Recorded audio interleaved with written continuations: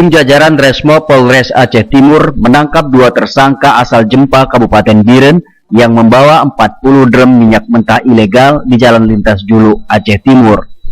Selain 40 drum minyak mentah, polisi juga mengamankan 1 unit mobil truk.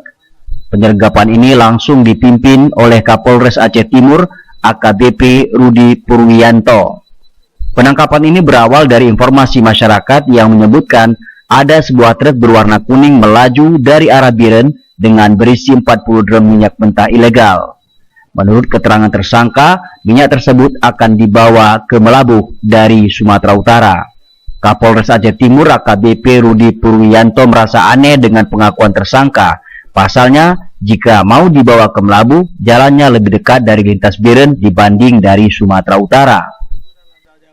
Untuk penangkapan ini berawal kan ada informasi. Begitu ada informasi kita lanjuti, ternyata ketemulah di jalan. Nah, situ saya perintahkan untuk diamankan. Coba dicek dulu dokumennya. Ternyata tidak ada dokumen. Begitu dicek asal mula minyak ini ternyata dari wilayah Jempa Biren.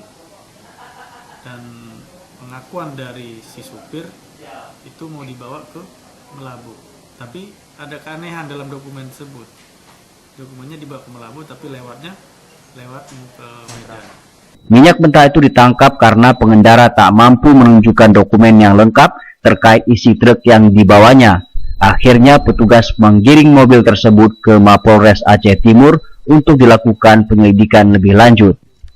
Sejumlah barang bukti berupa 1 unit truk dan 40 drum minyak mentah serta 2 orang tersangka kini telah diamankan di Mapolres Aceh Timur guna penyelidikan lebih lanjut. Dari Aceh Timur, Said Maulana, Berita On TV melaporkan.